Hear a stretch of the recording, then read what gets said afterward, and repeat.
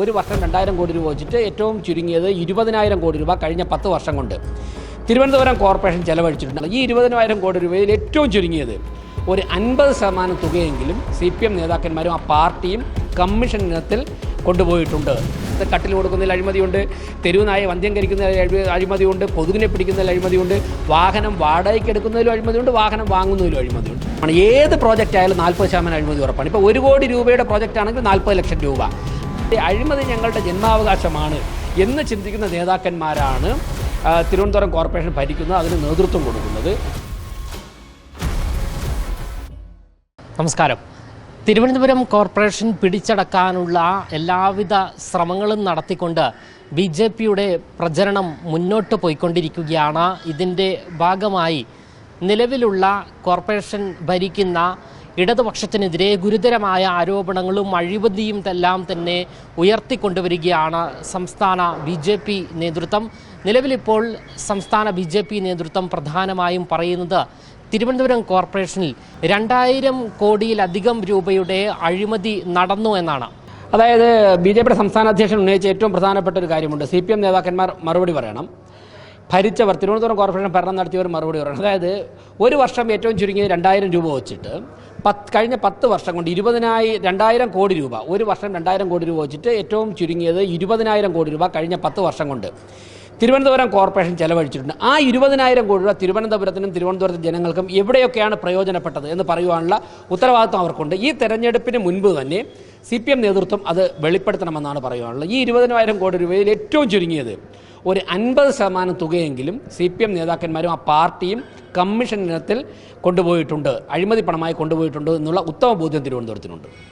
പ്രധാനമായിട്ടും ഏത് പ്രൊജക്റ്റിലാണ് അഴിമതി കൂടുതൽ നടന്നിരിക്കുന്നതെന്നാണ് മനസ്സിലാക്കുന്നത് BJP?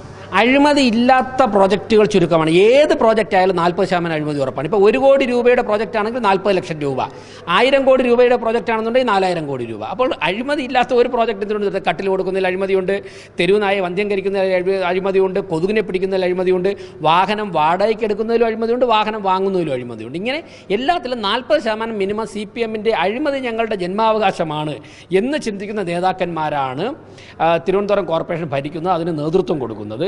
ഇപ്പോൾ തെരുവ് നായ്ക്കളെ വന്ധ്യംകരിക്കുന്നതിൽ പോലും അഴിമതി കാണിച്ചവർക്ക് ആറ്റുകാൽ പൊങ്കാലയുടെ പേരിൽ തട്ടിപ്പ് നടത്തുന്ന അതേ മാനസികാവസ്ഥ വെച്ചുകൊണ്ടാണ് തെരുവ് നായ്ക്കളെ വന്ധ്യംകരിക്കുന്നതിലും അഴിമതി കാണിക്കുന്നത്. അതേ മാനസികാവസ്ഥയാണ് പട്ടികജാതി വിഭാഗങ്ങൾക്ക് കിട്ടേണ്ട ഫണ്ട് വെട്ടിക്കുന്നത്. അതേ മാനസികാവസ്ഥ വെച്ചുകൊണ്ടാണ് കൊച്ചു കുട്ടികൾക്ക് ലാപ്ടോപ്പ് വാങ്ങിക്കൊടുക്കുന്ന കാര്യത്തിൽ അഴിമതി കാണിക്കുന്നത്. അപ്പോൾ ഏതിലാണ് കുറവ് അഴിമതി, ഏതിലാണ് കൂടുതൽ അഴിമതി എന്ന് ചോദിക്കേണ്ട 40% മിനിമം എല്ലാ പ്രോജക്റ്റുകളിലും അഴിമതി കാണിക്കുന്ന മാനസികാവസ്ഥയിലേക്ക് ഭരണകൂടം മാറിയിരിക്കുന്നു. ഈ ടോയ്ലറ്റിൻ്റെ ആ ഒരു വിഷയം അതെ, ടോയ്ലറ്റ് എന്നുള്ള പേരിൽ 100-180 ഈ ടോയ്ലറ്റുകൾ തിരുവനന്തപുരത്തിൻ്റെ പല ഭാഗങ്ങളിൽ സ്ഥാപിച്ചിട്ടുണ്ട്. അതിന് കോടിക്കണക്കിന് രൂപ വർഷങ്ങൾക്ക് മുമ്പ് അതിനുവേണ്ടി വകമാറ്റിയിട്ടുണ്ട്. എന്നാൽ ഇതിൽ ഒരൊറ്റ ടോയ്ലറ്റ് പോലും നാളിതുവരെ ഉദ്ഘാടന ദിവസം ആരോ കയറി യൂറിൻ പാസ് ചെയ്ത് കഴിഞ്ഞിട്ട് ഇന്ന് വരെ അതിനകത്ത് ആർക്കും കയറാൻ സാധിച്ചിട്ടില്ല എന്നുള്ളതാണ്. ഒരൊറ്റ ഈ ടോയ്ലറ്റ് പ്രവർത്തിക്കുന്നത് തിരുവനന്തപുരത്ത്. അതുകൊണ്ട് ടോയ്ലറ്റിൻ്റെ കാര്യത്തിലാണെങ്കിൽ അതിൽ പോലും അഴിമതി കാണിക്കുന്നുണ്ട്.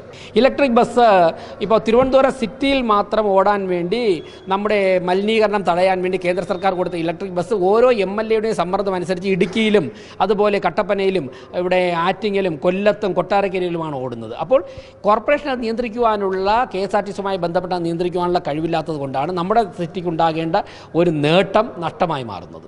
എന്തായാലും നഗരത്തിൽ സ്ഥാപിച്ചിരിക്കുന്ന ടോയ്ലറ്റുകളിൽ ഉൾപ്പെടെ വളരെ വലിയ രീതിയിലുള്ള അഴിമതി ഇടത് സർക്കാർ നടത്തിയിരിക്കുന്നു, തിരുവനന്തപുരം കോർപ്പറേഷൻ നടത്തിയിരിക്കുന്നു എന്നാണ് BJP വ്യക്തമായി പറയുന്നത്. ക്യാമറമാൻ അഖിൽ അശോകിനൊപ്പം അമൽ രുദ്ര, മറുനാടൻ മലയാളി, തിരുവനന്തപുരം.